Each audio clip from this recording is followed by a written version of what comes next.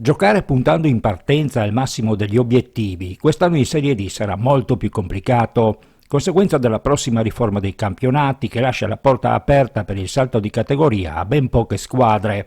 L'Assano Basket, presentato ufficialmente presso la sala consigliare della BCC Pordenonese e Monsile, ha comunque tutte le intenzioni di ricoprire il ruolo dell'outsider. Rispetto alla scorsa stagione il sodalizio azzanese si è rifatto abbondantemente il look. Tanti volti nuovi a partire dall'allenatore, Eleonora Carrer, l'unica rappresentante del gentil sesso a guidare una squadra maschile nel campionato di Serie D del Friuli Venezia Giulia. Io sono presidente da poco più di un anno e l'anno scorso abbiamo fatto un campionato discreto, giusto il tempo per salvarsi, ma la squadra era arrivata alla fine del suo ciclo e così abbiamo deciso di cambiare, rivoluzionare.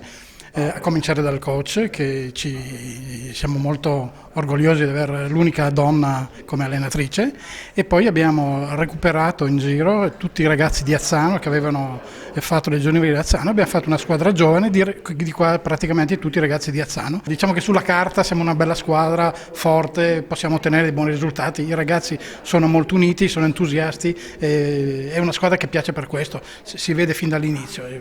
Per il momento sono molto soddisfatto dell'ambiente che si è creato fra di loro, poi i risultati dipendono anche da un po' di fortuna e di tanti fattori che magari comunque sì, noi abbiamo delle buone possibilità. Ecco. Una squadra già partita con il piede giusto, andando a vincere nella gara d'esordio contro una delle maggiori accreditate al salto di categoria come la Collinare Fagagna.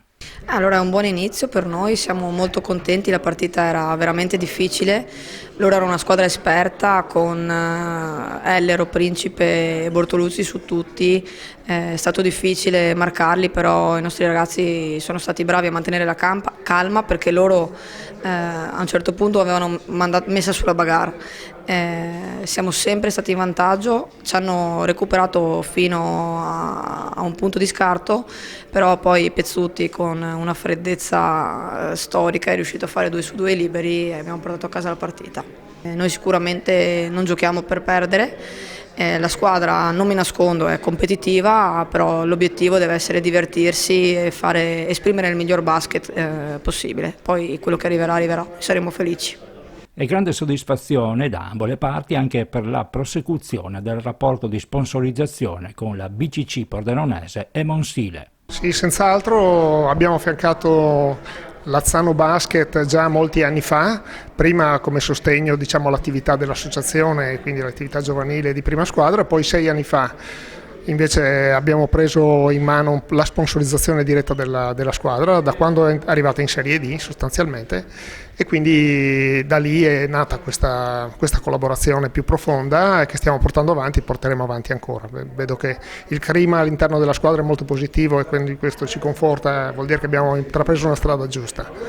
Ecco, una sponsorizzazione ovviamente rivolta sia al sociale, ma c'è anche un ritorno di immagine per quanto vi riguarda. Assolutamente sì, e portano un'immagine positiva, di impegno e di qualità nello sport e anche di comportamento.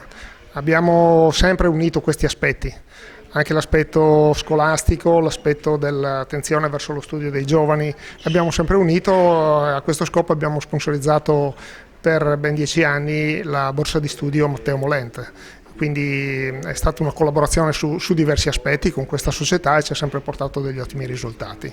Si è poi parlato anche di settore giovanile molto attivo che da quest'anno ha anche aderito al progetto della APU Udine. Sì, noi abbiamo dal mini basket alle esordienti l'Under 15, l'Under 17 e l'Under 19 e come un po' tutte le società abbiamo subito con il Covid purtroppo una diminuzione degli iscritti, no?